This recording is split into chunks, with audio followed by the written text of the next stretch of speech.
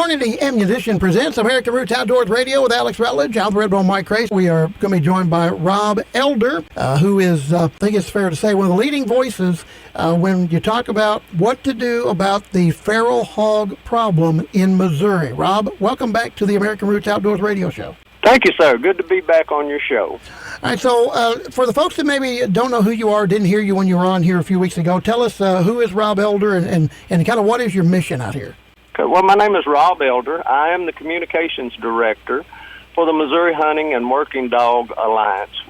We're basically fighting, trying to preserve our heritage to hunt with dogs, which there's organizations, that are kind of opposed to the rural way of life.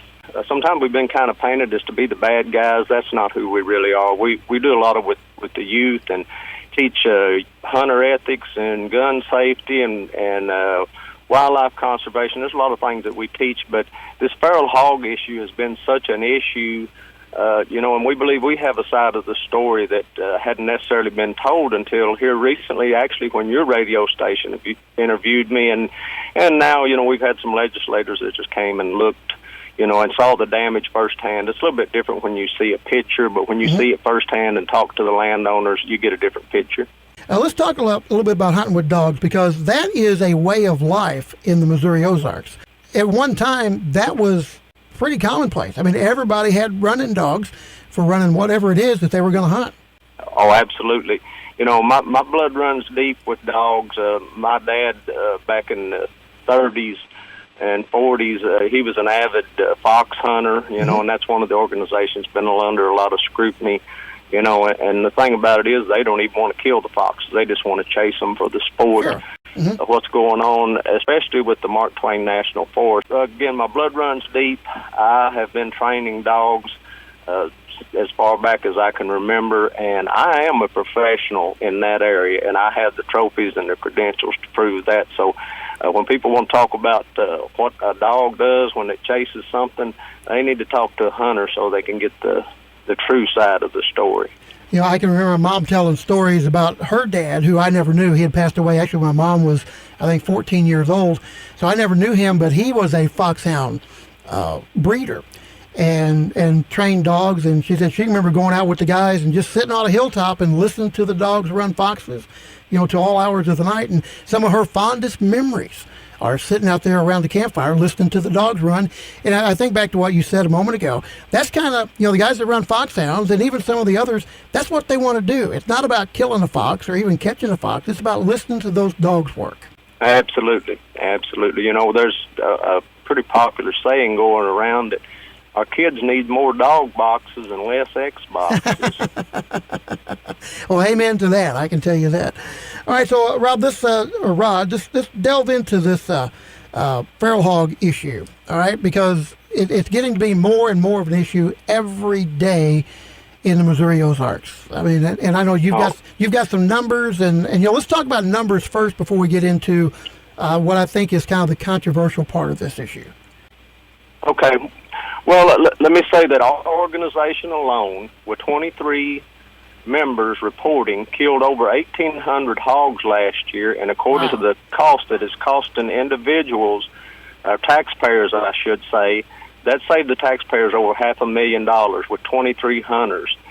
As well as when we had the meeting at Patterson, and I hated that you guys couldn't make it because it was very eye-opening for our legislators. And they asked the question, how many people in that room? There was over 100 of them, and 90 of those people in that room testified to killing over 100 hogs. So, when all those kind of people are taken out of the equation, I really believe that, I don't mean to bash Department of Conservation. I just disagree with what's going on as far as, especially with the Mark Twain National Forest. And many of these same landowners, especially where I live, they join Conservation Department property, and what we're doing is just simply not working, and our legislators actually saw the evidence of that. In the Missouri Times, our state representative, Chris Dinkins, just published an article in there, as well as Congressman Jason Smith. He is opposed to the closure because of the fact that, there's too many tools in the toolbox that's not being used. And I will say this as well. There was another article posted by the Ladd Foundation, and you know, I think everybody wants the same thing. We just have different ideas about how to do it. I really believe without everybody working together, and like I said before, everybody pointing fingers at each other, this is not going to work. You know, I am a man. I'm an ethical hunter. You know, we take the hogs and we give them to needy people and so on and so forth. That's kind of my rant on the hunter side of it. We are part of the solution and not necessarily the problem as it's being portrayed to be. Yeah, and for those that maybe don't know or haven't paid a lot of attention, Rob, you know, I know part of the MDC thinking is that when we hunt hogs, we scatter them. And, yes. and I understand that somewhat, but I think you alluded to last time you were on that those hogs then do come back together. And you know, oh, absolutely. You know, and if people hunt ethically and you know hunt from a distance, let me put it that way, you know, those hogs don't get too used to people being around. I mean, sometimes I think people want to get too close and the hogs get too, you know, get a little bit skittish. But if you're taking out a couple of hogs here and a couple of hogs over there, eventually the ones that were here are going to come back, and then you come back and kill a couple of more. I mean, that's kind of what is going to make it work, right? Well, yes, I agree with one of the things, but I see that you have been listening to some of what they got to say, too. Absolutely. When they claim hunters kill one or two hogs, I could burn your phone up with 15, 20, 30 hogs that hunters have killed in one day. Wow. You know, but the hogs get wise to whatever you do. Mm-hmm. You know, and I'm sure you've heard our goal or our intentions is to trap the entire sounder. That's good intentions, but that's simply not happening, or we wouldn't be going back to the same places year after year trying to trap the same sounder and flying, you know, helicopters and shooting at them. Mm-hmm. And, you know, if a hunter shoots 1 to 2, well, those 2 won't reproduce, but you know, you try to tell the general public that flying around shooting repeatedly at them with a helicopter, that doesn't scatter them. And we have a video online of a farmer that said they scatter. That's baloney. That's not hogs because you can't run them off. And that's true. I've killed hogs in the same holler for 20 years. It's a safe haven. You can't get to with a trap. The only way to get there is on foot. Yep. and with dogs. And that's the problem with the Mark Twain National Forest. There's too many areas that's too remote and too rugged. You know, I agree you can trap large numbers of hogs. I have some traps myself, but you're limited as to where you can put them. You have to put them in a food plot or a field or something, and then there's variables in that. You know, why would you put a trap where there's a cornfield at and bait it with corn? Yeah, you know, exactly. that just it doesn't work. You know, again.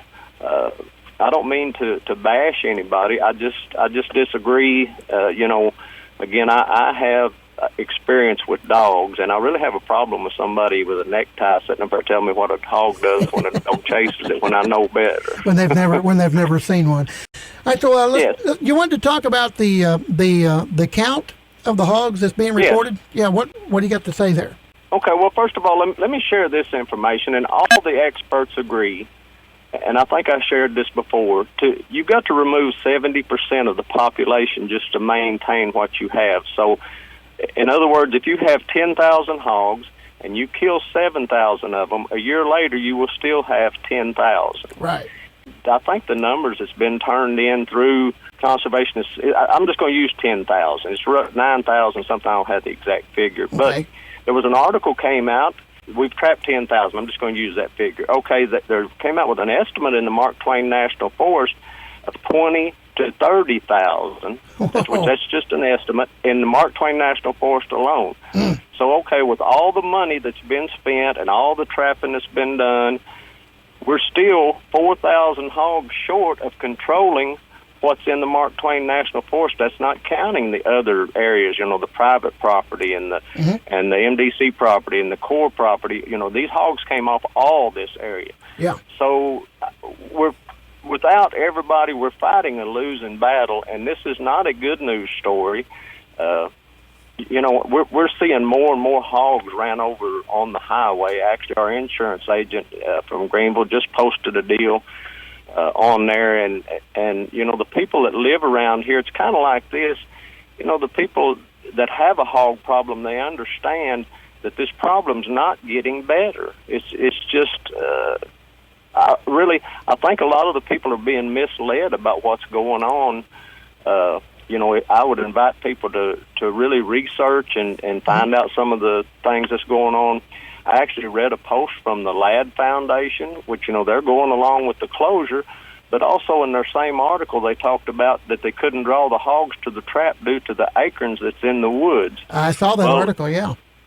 Yeah, that just proves to me that, and they're absolutely right. You can't draw hogs maybe 200 or 300 yards with some soured corn, but they're not going to leave them acorns to go to a trap. Right. And, and there again, there's areas you cannot get a trap to, and you can't fly a successful helicopter operation in it because it's too rugged and too remote. Well, I know it's an issue that you're very passionate about, and one that landowners probably should become a little more aware of. And I know I saw a Facebook post just the other day of a feral hog that was hit. I believe it was in Howell County, here in our immediate listing area. And, number one, it was a pretty big hog. Number two, it just tore the heck out of the car that hit it. And number three, yeah, absolutely. It was a feral hog. So that there had to be more in the area, and that means more potential for tearing up automobiles. And we already have enough trouble with that with the deer.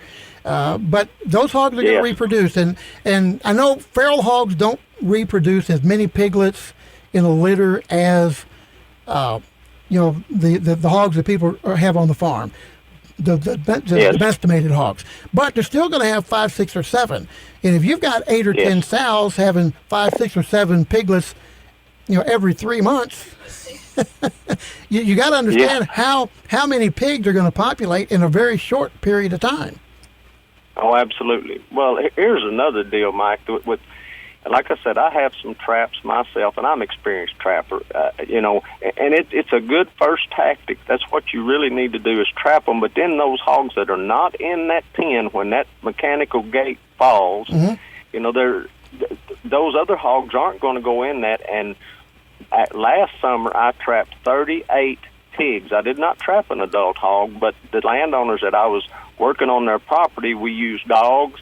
We shot them with night vision. They would continue to come back to the trap where you put feed around it. They wouldn't go in it. We shot a couple of them at the trap, but they would not go in the trap. They became trap-wise.